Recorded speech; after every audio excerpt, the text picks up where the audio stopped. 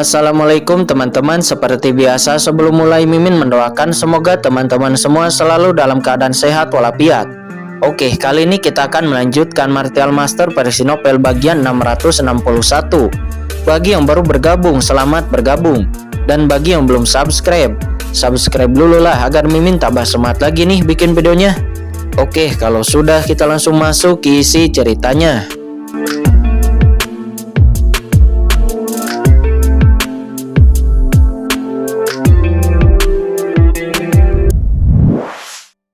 Di kota Changsuan. Di alun-alun yang luas tidak ada cukup ruang karena terlalu banyak orang dan sangat ramai. Namun pada saat ini, cuing, banyak sosok menyapu dari langit di kejauhan, dan itu adalah sosok jenius terkenal yang datang langsung melintasi langit. Ini adalah sekelompok anak laki-laki dan perempuan. Semuanya memancarkan aura mengerikan, seperti burung phoenix yang terbang ke langit mekar dengan cahaya warna-warni dan datang dengan sombong. Kesombongan ini datang dan secara alami menarik perhatian semua orang. Jelas, kelompok orang dengan identitas luar biasa ini sangat mungkin menjadi sosok arogan dari kekuatan besar tertentu.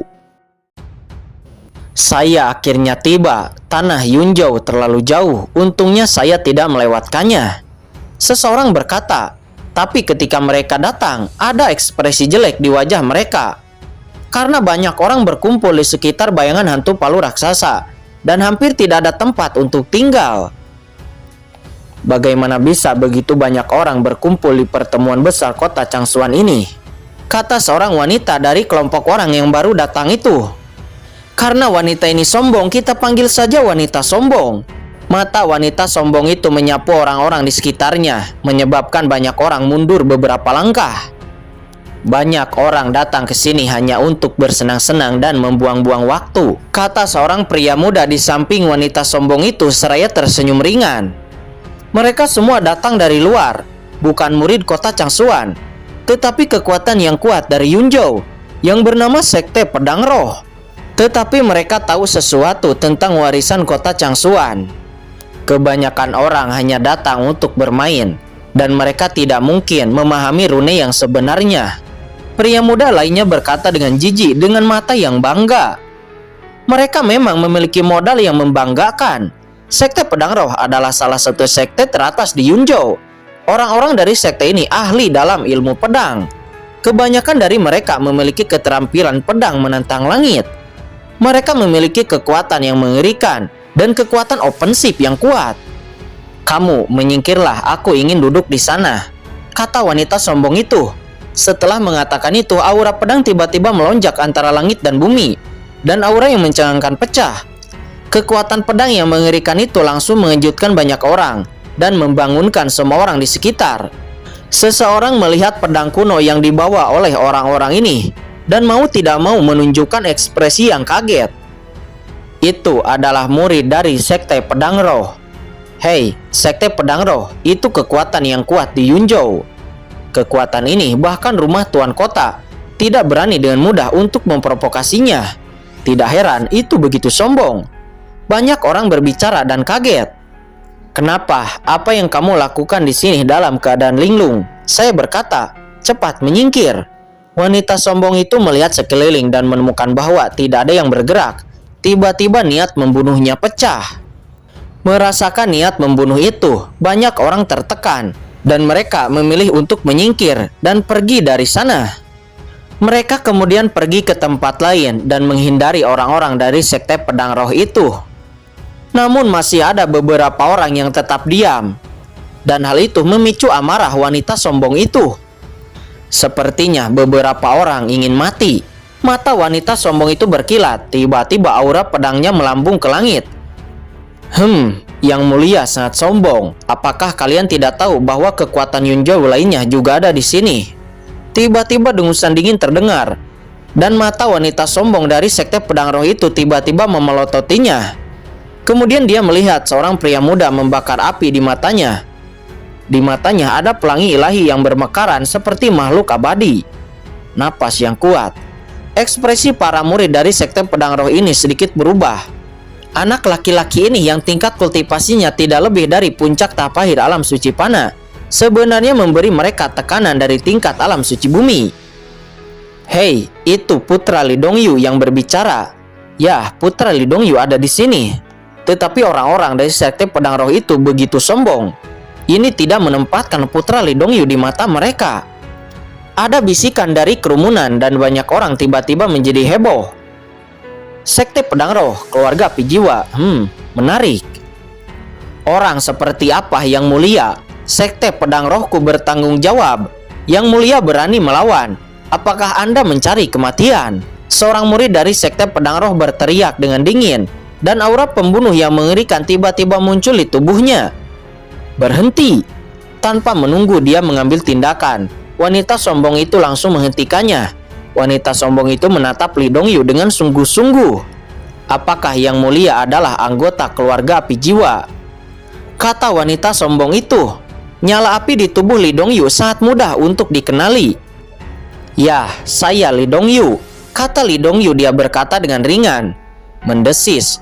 Murid dari sekte pedang roh yang sebelumnya melontarkan kata-kata mencari kematian kepada Li Dongyu tiba-tiba menghirup udara dingin. Seluruh tubuhnya dingin dan darahnya hampir membeku. Li Dongyu, putra dari keluarga api jiwa. Wajah wanita sombong itu berubah. Setelah beberapa saat dia maju dan memberi hormat kepada Li Dongyu. Ternyata itu adalah putra Li Dongyu.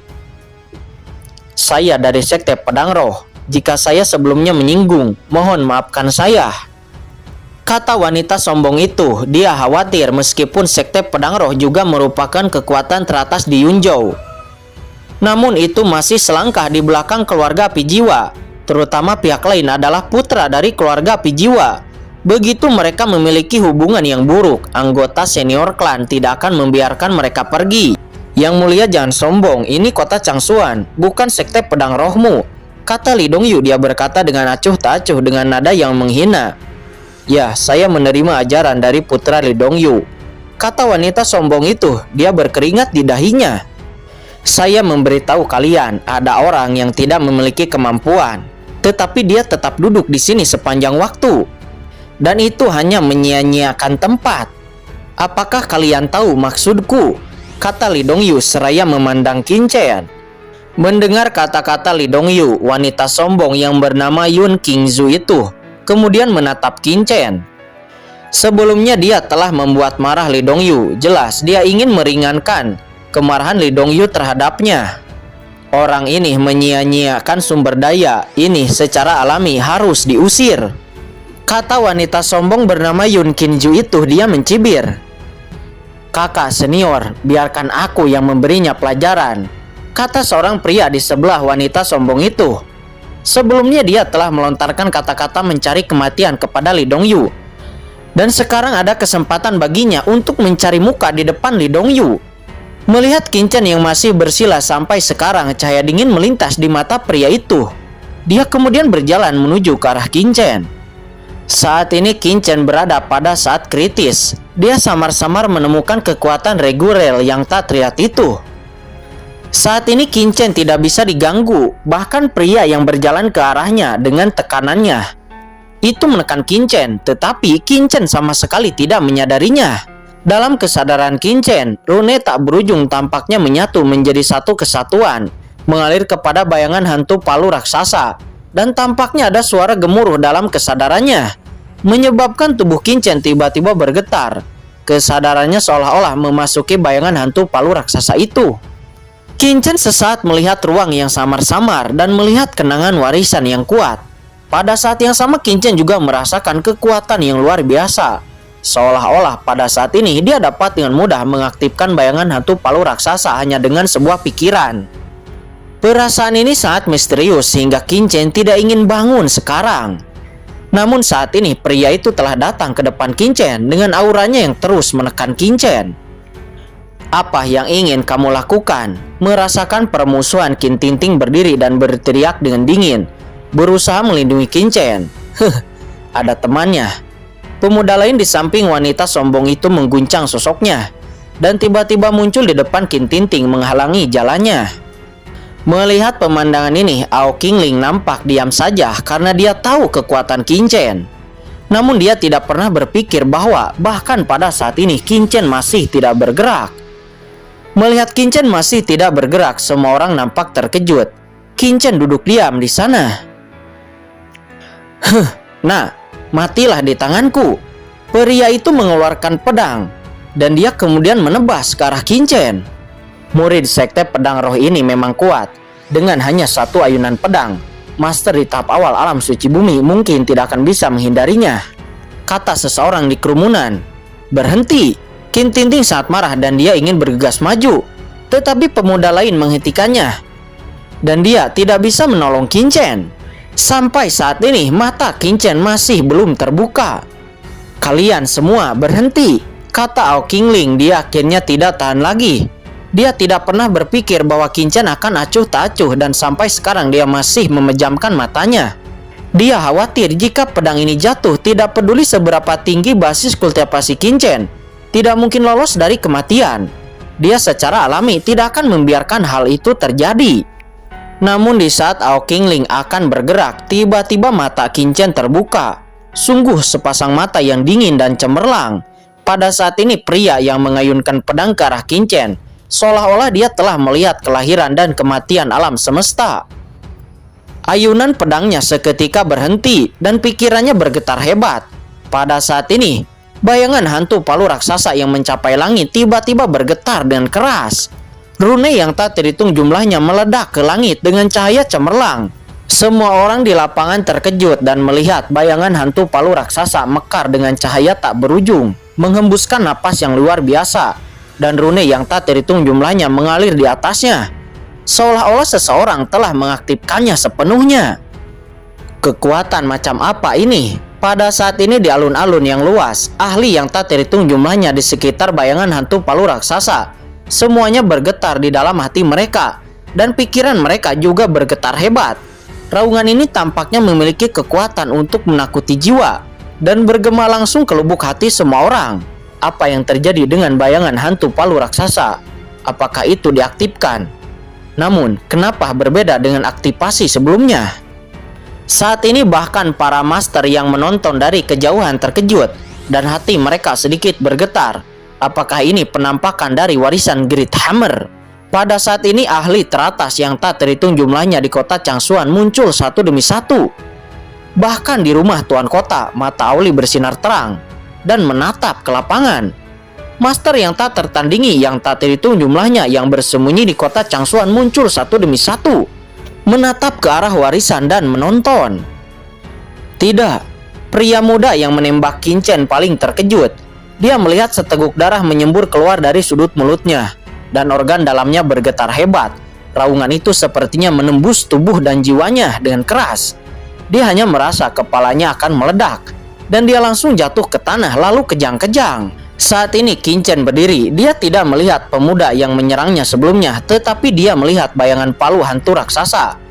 Ada cahaya yang menjutkan di dalamnya.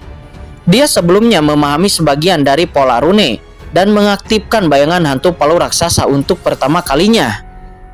Saat ini Qin Chen juga kaget. Siapa yang benar-benar mewariskan bayangan hantu palu raksasa ini? Saat dia mengaktifkan bayangan hantu palu raksasa ini, dia sepertinya melihat sosok yang menjulang tinggi di atas galaksi mengayunkan palu raksasa untuk memurnikan bintang. Apakah ini benar? Gumam Qin Chen. Peng Mu. Pada saat ini wanita sombong Yun Qinju berseru ketika dia melihat anggota sekte pedang roh yang kejang-kejang di tanah. Peng Mu, ada apa denganmu? Wanita sombong itu pucat dan hampir tidak percaya pemandangan di depannya. Dia memang sebelumnya terkejut dan juga syok. Tetapi Peng Mu nampaknya menderita. Tatapan wanita sombong itu dengan cepat melihat sekeliling dan menemukan bahwa hanya Peng Mu lah yang seperti ini. Saat ini Li Dongyu, tuan muda keluarga Su, tuan muda keluarga Gu, dan semua ahli yang ada di lapangan semuanya menunjukkan mata yang terkejut. Mereka tidak tahu siapa yang mengaktifkan bayangan palu raksasa sehingga sampai seperti itu. Apa ketika tangan wanita sombong Yun Qinju itu menyentuh tubuh Peng Mu, tiba-tiba wajahnya menjadi pucat. Dia menemukan bahwa Peng Mu yang awalnya kejang-kejang sekarang terdiam. Dan setelah dia mengeceknya, ternyata Peng Mu telah mati.